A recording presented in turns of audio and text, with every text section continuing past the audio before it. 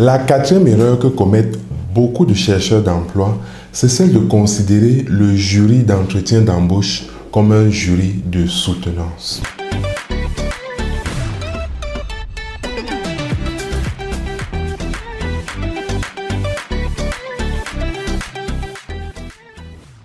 Salut, je suis Emmanuel Blaise Tapon et je te souhaite la bienvenue sur Craft Better You, la chaîne des gens qui veulent tirer le meilleur d'eux-mêmes. Si tu arrives ici pour la première fois, abonne-toi à la chaîne et active la cloche de notification pour ne rater aucune vidéo que je mets en ligne.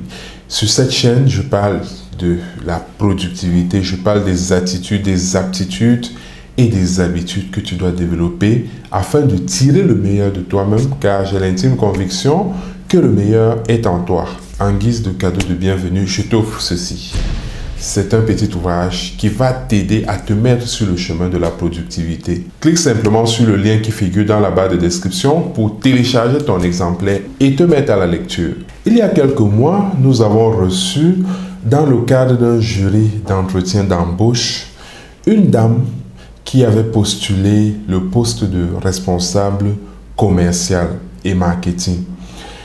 Elle avait déjà de l'expérience parce qu'elle avait occupé un poste similaire dans une entreprise qui commercialisait des produits alimentaires.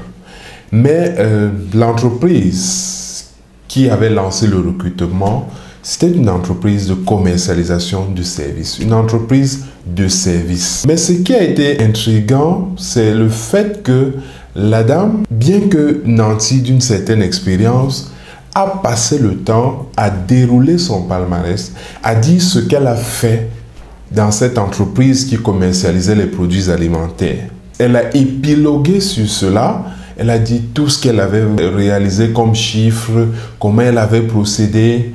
Le jury l'écoutait attentivement jusqu'à ce qu'elle s'arrête.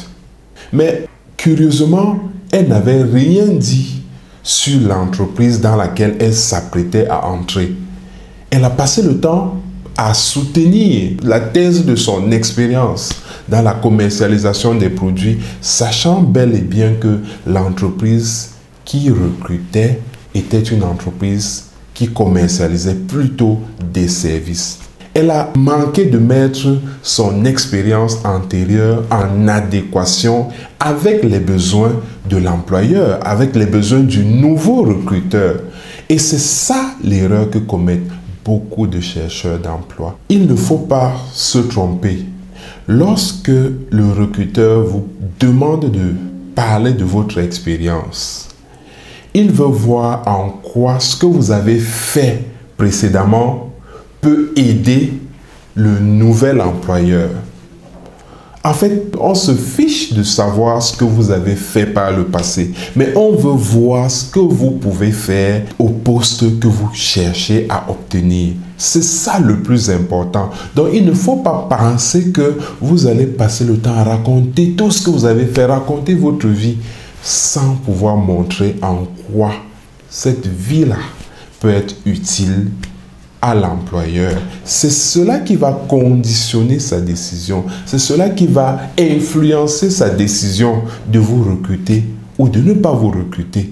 Il faut savoir mettre son expérience en relation avec le poste que vous cherchez à obtenir. Au lieu de dire, par exemple, j'ai réalisé un chiffre d'affaires de 5 millions, de 10 millions, dites que vous avez réalisé un chiffre d'affaires de 10 millions en usant d'une stratégie particulière que vous pourrez également mettre en œuvre si vous obtenez le poste. Et donner des détails. Dit par exemple, ok, comme il s'agit d'une entreprise de traduction, je vais chercher des partenariats avec des entreprises, je vais chercher des partenariats avec des agences d'immigration.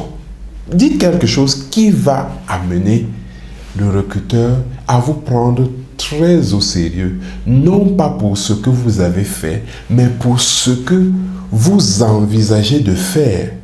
Votre expérience sera juste un soutien qui montre que vous n'êtes pas en train de vendre du vent. Vous êtes en train de dire ce que vous avez déjà fait. Et ce sera un argument de poids pour vous faire sortir du lot parmi les candidats, parce que vous savez, il y a toujours beaucoup de candidats qualifiés, mais avec un seul poste.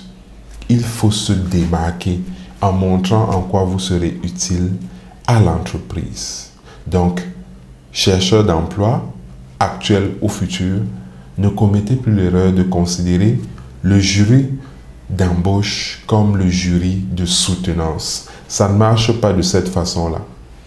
Voilà, c'est tout pour cette vidéo et j'espère que tu as retenu la leçon, que tu as aimé et que tu vas la partager pour aider un frère, une sœur qui peut être dans le besoin, qui peut être à la recherche d'un emploi. N'oublie pas que la connaissance est une chose qui ne s'accroît que lorsqu'elle est partagée et que l'artisan de ta transformation, c'est bien toi. Il ne reste plus qu'à se dire à très bientôt sur Craft a Better You, la chaîne des gens qui veulent tirer le meilleur d'eux-mêmes.